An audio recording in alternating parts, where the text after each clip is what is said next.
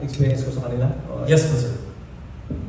Sa loob ng kulungan, ibang mundo yun dyan, no? It's a different world na it's such a challenge every day.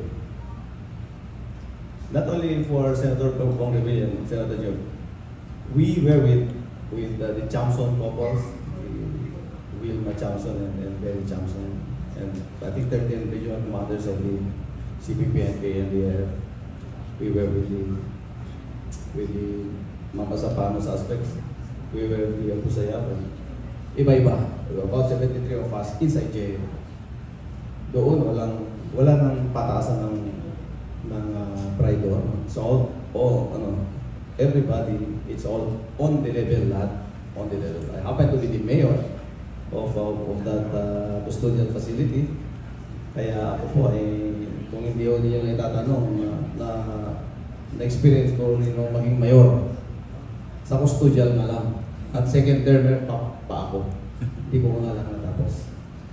Every day, ang usap namin niya, tatlo ang sa kulungan. No? Sa umaga, you'll be having some conversation with your lawyers, no? Sa umaga.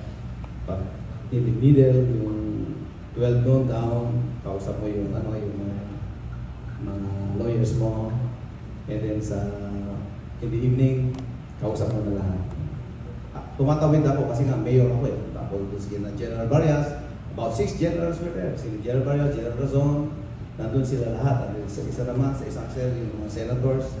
Tapos kami naman sa kabila. So, ibang kwento, iba-ibang kwento. Parang ang suma total doon, natalo kami lahat sa public perception. Very important pala yung public perception. Like for instance, in our case, no? In Atimonong case, we won the battle, we won the 5-5. Kasi 13 patay doon, ako ang wounded. I was got down, they brought me to the hospital. We fought a good fight. Pero natalo kami sa public perception. They put us in jail. Ako yung wounded. I have 52 metal screws in my body. 4 bone plates, 1 total knee replacement, 1 impaired knee. Well, accumulation lahat ng mga 5-5 with Colonel Mayanos and Colonel Calixto and Colonel Rabino. Pero bakit ako inilagay sa kulungan? Dapat ako ang dito. You know, sometimes it's lonely to do the right thing. It's lonely to do the right thing sometimes. So, i-challenge talaga. Sabi nga ni Colonel Mayanos kanina, it's a family. Unspoken, untold story of the family, irreparable. Kasi children mo, bullied in school, wala kang magawa. Tatay mo, murderer. Lapit yung anak mo pag dinala ka, ito sabi si school, murderer ka daw. Can you answer that? Those are ordeals, those are challenges every day. Every day. Kaya,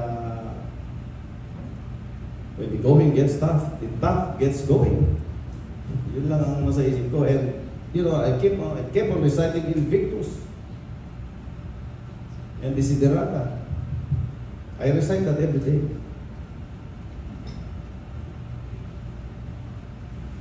Okay. Na-recite na rin ni Colonel Rabino. Out of the night that covers me, left us the view from pole to pole. We can recite many poems inside because we want to be strong. Yung iba po, makikita ninyo sa movie. Salamat kaayo. Thank you so much, sir.